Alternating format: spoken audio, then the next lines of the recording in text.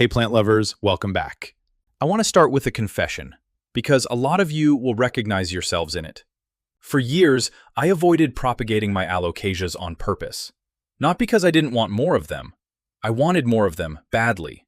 I avoided it because every single time I tried the standard approach, pull the plant out, separate a piece, pot it up, the plant would sulk, drop half its leaves, and sit there in what looked like grief for 2 months. Sometimes it never recovered, and I had convinced myself that this was just the price of admission with this genus. That Alocasias are dramatic, sensitive, and that the suffering was simply built in. Then I learned something that changed how I look at the whole process. The drama isn't built in. The drama is a side effect of doing the propagation in the wrong order. And there's a technique used for centuries on trees and woody plants that lets you completely skip the part where the plant collapses. It's called air layering, and almost nobody applies it to Alocasias. They should. Here's what most people don't know. When you propagate an Alocasia the normal way, you sever the plant from its root system first, and only then ask it to grow new roots. Think about what you're actually asking. You're asking a plant to build an entirely new circulatory system while it has no way to drink. That gap, the days or weeks between the cut and the first functioning new root, that's where all the stress lives. That's where the leaf drop comes from. That's where rot creeps in. Air layering flips the sequence. You grow the roots first, while the plant is still attached and still drinking. And you only make the cut after the new roots are already established and working. No gap, no collapse. By the end of this video, you'll understand exactly why this works on a biological level, how to do it on your own Alocasia, even if you've never propagated anything successfully before, and why this particular plant is almost perfectly designed for it. Let me show you. First, let's talk about what an Alocasia actually is underground, because this is the part that makes the whole technique possible, and it's the part nobody explains. Above the soil, an Alocasia looks like a cluster of leaves on stems. But that's not really the structure of the plant. The real engine is below the surface. Alocasias grow from a rhizome, and a rhizome is just a thickened, modified stem that grows horizontally instead of standing up. I know rhizome sounds like jargon, so here's the plain version. Imagine a stem lying on its side, fat with stored starch, slowly creeping forward as the plant ages. That's it. That's a rhizome. And here's why that matters. A rhizome is covered in nodes. A node is simply a point on a stem where new growth can emerge. A root, a shoot, a whole new plant. On most houseplants, you propagate by finding one node on a vine and rooting it. But an Alocasia rhizome carries node after node after node, all of them lined up along that horizontal stem. All of them capable of producing roots if you give them the right conditions. Do you see what this means? An Alocasia is essentially a row of propagation points stacked along a single, thick stem. You're not working with one chance, you're working with many. There's something else hiding down there. Alocasias also produce corms, small, rounded storage structures that form along the rhizome, often described as looking like little brown stones or chocolate kisses. People think of corms as a separate thing, but they're not. As researchers who study Alocasia propagation describe it, a corm is simply a section of the rhizome that has thickened and rounded out to store concentrated energy, each one carrying a dormant growth point and the full genetic identity of the parent. So when you handle the rhizome, you're handling a plant that has, quite literally, packed spare copies of itself into storage. This is a plant built to be divided. We're just going to do the dividing intelligently. And the numbers here are worth sitting with. A single healthy, mature Alocasia can carry anywhere from a handful to well over a dozen corms hidden around its root ball.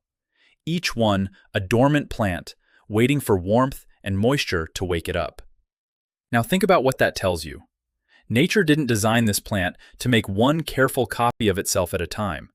It designed it to scatter, to drop energy-loaded packages all along its creeping stem, so that when conditions turn favorable, the plant can erupt into a colony. That's the temperament we're working with, not a fragile diva that resents being touched, but a plant practically straining to multiply, held back only by the fact that it lives in a pot in your hallway instead of a warm, wet forest floor. Once you see it that way, the whole project stops feeling risky and starts feeling like cooperation. You're not fighting the plant. You're finally letting it do the thing it was built to do. Now, the legginess problem. If you've grown an alocasia for more than a year or two, you've probably watched something strange happen. The plant doesn't get bushier from the base the way you'd expect. Instead, it seems to climb out of its own pot, the rhizome lifting up and out, the leaves stacking higher and higher on an increasingly bare stem, until the whole thing looks top-heavy and a little ridiculous. People panic about this. They think the plant is dying or stretching for light. It usually isn't. As one Alocasia specialist source explains it, this is simply how the plant is structured. It cycles through leaves rather than building a permanent trunk, older leaves dropping from the bottom as new ones push from the center, and the rhizome marching upward as it goes. In the wild, this self-corrects. The plant eventually gets so tall and heavy that the rhizome topples over, hits the soil, roots back in, and re-sprouts. It replants itself. That's the natural cycle. In your living room, the rhizome is not going to politely fall over and reroot into the carpet. So you have a leggy, awkward plant and a decision to make. And this is the exact moment air layering becomes the answer. Because that long, exposed, leggy rhizome, the thing you've been treating as a problem, is the perfect candidate for the technique. Let me explain the mechanism, because once you understand it, you'll never propagate any plant carelessly again. Air layering as a method is genuinely old. Horticulturists at Texas A&M's Aggie Horticulture program note that it's believed to have been developed in China centuries ago, and that it was historically the tool of the skilled, patient grower, used specifically for plants that are difficult to root from cuttings. That description fits Alocasia perfectly. So what's actually happening when you air layer? Here's the biology, in plain terms. A plant moves food in two directions. Water and minerals travel up from the roots. Sugars made by the leaves during photosynthesis travel down through a tissue layer called the phloem. Think of the phloem as the plant's downward delivery route for food. When you wound or girdle a stem, you interrupt that downward route. The sugars and natural growth compounds the leaves are producing can't get past the wound, so they pile up right at the injury. Horticulturists at Iowa State University Extension describe exactly this. Girdling interrupts the downward movement of carbohydrates, and the accumulation at the wound is what triggers the plant to start forming roots. Clemson Extension puts it the same way. The photosynthates collect at the cut, and in the presence of moist medium, they stimulate the growth of new roots right there. Read that again, because it's the whole secret. The plant builds roots at the wound because that's where its own food supply has dammed up. You're not forcing anything. You're redirecting the plant's own resources to a spot of your choosing, and then handing it moist moss to root into. It's almost like aiming a fire hose. The water was always flowing, you just pointed it. Now here's the part that makes air layering specifically less stressful than every other method, and it's the reason I love it. Through this entire root building process, the branch or rhizome is still attached to the mother plant. It's still getting water and minerals pumped up from below. So while it's growing its new roots, it's never thirsty, never cut off, never in crisis. Iowa State's extension materials make the point directly. Layering lets you form roots on a piece while it's still attached and nourished by the parent, which is exactly why it succeeds on plants where cuttings would simply die before rooting. The plant never experiences the gap. And no gap means no collapse. Before we get into the actual steps, let me say this. If this is the kind of plant biology that makes you want to go look at your own Alocasia's rhizome right now, do me a favor and subscribe, because I dig into the why behind plant behavior in every video, not just the how. It genuinely helps the channel reach more people who think this way. All right, let's do it. You'll want a mature Alocasia with a visible, somewhat lengthy rhizome. That leggy specimen we talked about is ideal. The longer and more exposed the rhizome, the more nodes you can capture in one go. And the more nodes you capture, the more root growth you'll get. This is the one real requirement. If your Alocasia is young and compact, with the rhizome still buried and short, air layering won't have anything to grab onto. For those plants, you'd be better off waiting or harvesting corms at repotting time. But for an established, leggy plant, this is the technique. Your supplies are simple, and you can get all of it at Home Depot or Lowe's, or order it online.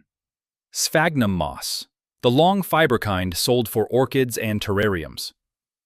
A clean, sharp knife or pruning shears.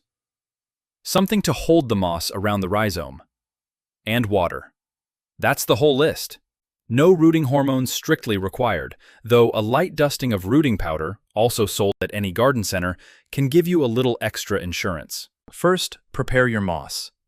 Soak the sphagnum in water until it's fully hydrated. Then squeeze it out so it's damp but not dripping. This balance matters more than people realize. The roots that are about to form need two things at once: moisture and air. If you pack the moss soaking wet and dense, you've created a swamp. The roots can't breathe, and you'll get rot instead of roots. If it's too dry, the forming roots desiccate and die. Damp and fluffy. Think of a wrung-out sponge. That's your target. Why does air matter so much for something growing roots? Because roots breathe.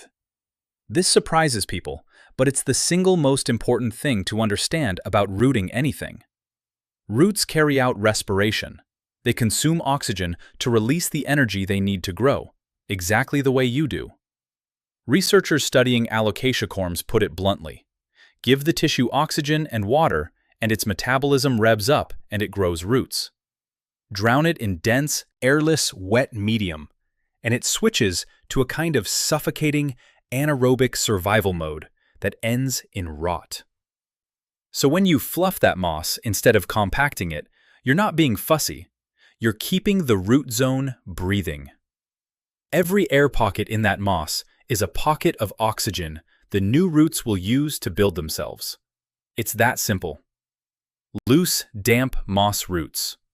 Dense, wet moss rots. Get this one thing right, and you've eliminated the most common reason these projects fail. Now the container. The traditional method, the one every university extension fact sheet describes, is to wrap the moss directly around the wounded stem, and then bundle it in plastic wrap or foil, tying both ends to hold it in place. That works completely fine, and if you want the simplest possible version, that's it. Moss around the rhizome, plastic wrap around the moss, twist ties top and bottom, done. But I'll let you in on what I actually prefer, because it's tidier and far easier to keep watered. Take a small plastic nursery pot, the kind a 4-inch plant comes in. Cut a slit down one side so you can open it, and cut a hole in the bottom. Now you can slip that pot around the rhizome like a collar, so the rhizome passes up through the hole and the leggy top of the plant stands above it. Tape the slit closed. You've essentially built a second pot, perched partway up the stem, that you can fill with moss and water like any normal container. The drainage hole at the bottom lets excess water run down into the original pot. It looks neater, it stays evenly moist with almost no effort, and it contains the new roots so they don't escape sideways into the old soil. Same principle the university sheets describe, just a cleaner delivery. Here's a step people skip, and it costs them.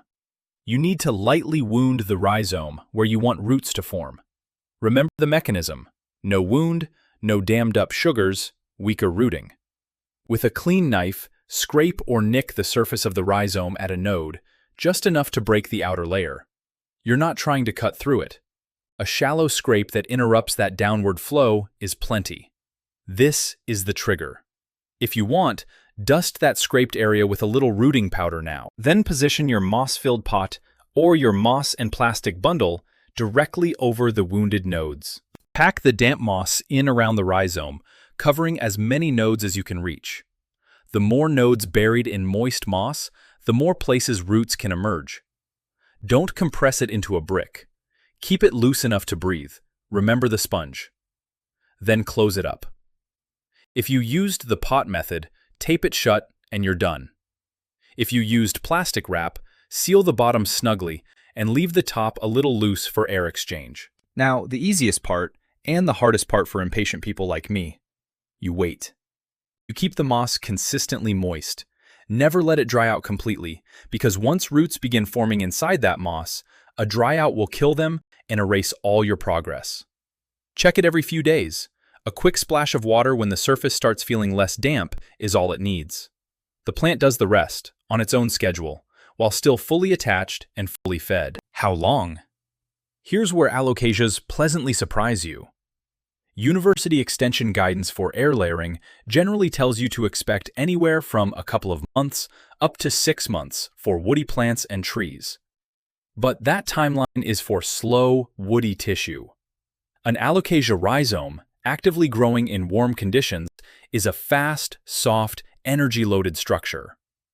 In warm conditions, you can often see roots pushing into and through that moss in a matter of weeks rather than months. The warmth point is not optional, by the way. Every extension source agrees air layering works best when the plant is actively growing, and Alocasias specifically want a warm root zone. Researchers studying their corms point to soil temperatures above roughly 68 to 75 degrees Fahrenheit as the trigger for active metabolic growth. Cold and damp gives you rot. Warm and damp gives you roots. Keep your propagation warm. You'll know it's working when you see white roots pressing against the inside of a clear container, or poking out of the moss, or escaping the drainage hole. When the moss is well filled with roots, genuinely root-bound, not just a few stragglers, you're ready for the only truly nerve-wracking step, the cut. Take your clean, sharp knife or shears and sever the rhizome cleanly, just below your new root mass. And here's the thing about this moment, the thing that makes air layering so different from every other method. You are not asking the plant to start growing roots now. It already has them. The top section, the part you just removed, comes away with a complete, functioning, established root system already attached and already drinking. There's no gap to survive. You're not handing the plant a crisis, you're handing it independence. That's why the leaf drop and the months of sulking simply don't happen the way they do with a bare rhizome division. Pot up your newly independent plant in whatever medium you like. Fresh aeroid mix, or for higher humidity lovers, sphagnum moss, or a semi-hydro setup. Because it already has roots adapted to a moist environment, transitioning it into moss or a water-based system is far smoother than it would be if you'd ripped a soil-grown plant out and shocked its roots all at once.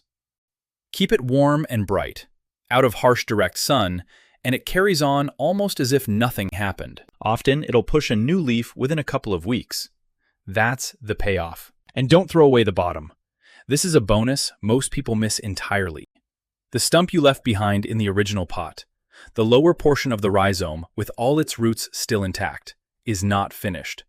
It's loaded with stored energy and dormant growth points.